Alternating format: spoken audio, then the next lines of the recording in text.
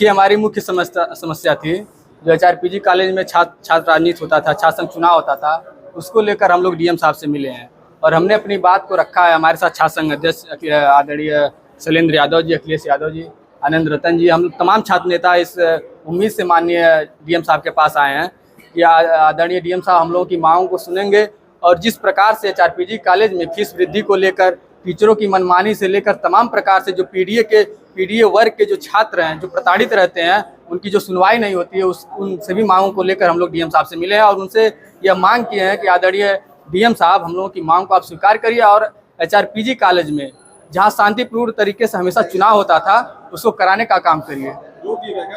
हाँ, छात्र संघ बहाली जो जब से योगी आदित्यनाथ की सरकार आई उत्तर प्रदेश में, तब से सबसे ज़्यादा पीड़ा उसको छात्रों से है और खास करके पीडीए में जो छात्र आते हैं, जो पिछड़े हैं, दलित है, अल्पसंख्यक है, जिसकी कहीं सुनवाई नहीं होती है, जो गरीब बच्चे आते हैं, कहीं मान लीजिए महाविद्यालयों में प्रवेश पा जाते हैं, निःशुल्क पढ़ाई कर लेते हैं, उनको उन चीज़ों से पीड़ा होती है। इसलिए उन्होंने छात्र संघ बहाली को, छात्र संघ बंद कर दिया है। इसलिए हमारी मांग है योगी आदित्यनाथ जी से भी कि आदरणीय योगी आदित्यनाथ जी, आप छात्रों से चिढ़ना बंद कर दीजिए। ये छात्र ने आपको 17 से लेकर 22 तक कुर्सी पर बैठाने का काम किया। अगर आप इन छात्रों से लोहा लेने का काम करेंगे तो कहीं ना कहीं ये छात्र नौजवान जो है 27 में आपको खाट फेंकने का भी काम करेगा।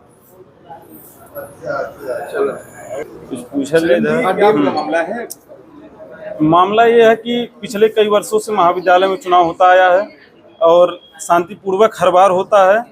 आप सभी लोग इस चीज़ के गवाह हैं और जब से ये चुनाव यहाँ पे बंद हुआ है, आप निरंतर जाके महाविद्यालय में देखिए, उसकी स्थिति परिस्थिति एकदम दयनीय होती चली जा रही है।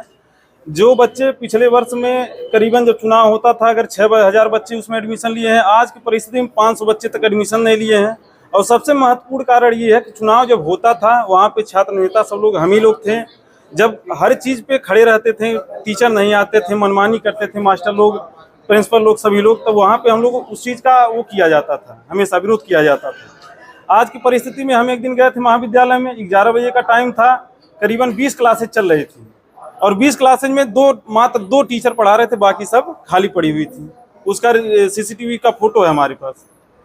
निरंतर यह जो महाविद्यालय में पढ़ाई का वो जो एक लेवल है कम होते जा रहा है, उसके कारण आज आप लोग वहाँ पे जाकर देखेंगे 80% बच्चे वहाँ पे फेल हुए हैं, जिनका बैक सेमेस्टर लगा हुआ है। इस कारणवश वहाँ महाविद्यालय में आज के डेट में कोई एडमिशन कराना नहीं चाहता है कि अगर पढ़ाई होगी नहीं तो वहाँ पे बच्चे पास नहीं हो रहे हैं।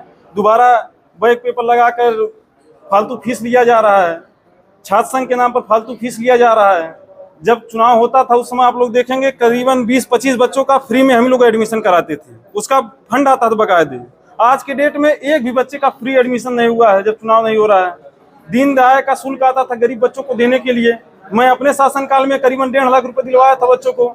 आज के परिस्थिति में 1 रुपया किसी बच्चे को, गरीब बच्चों को फीस मिल नहीं रहा है सहायता के रूप में। तो अगर ये सरकारी महाविद्यालय है, यहाँ पे जो है चुनाव कराना एक परंपरा रही है और शांतिपूर्वक चुनाव होता आया है, जिसके कारण महाविद्यालय का गौरव भी बना हुआ है और शांतिपूर्ण चुनाव होने का हमारी बस यही मांग है। बल्कि ये नौजवानों के लिए मांग है, यहाँ के जो नए नए छात्र नेता हैं, हर एक राजनीति होती है पैसे के दम पे होता है जो यहाँ पे, लेकिन जो छात्र नेता बनते हैं वो एक गरीब परिवार का बच्चा भी बन सकता है, जिसको एक प्लेटफॉर्म बढ़िया मिल जाता है कि आगे वो अपनी राजनीति कर सके।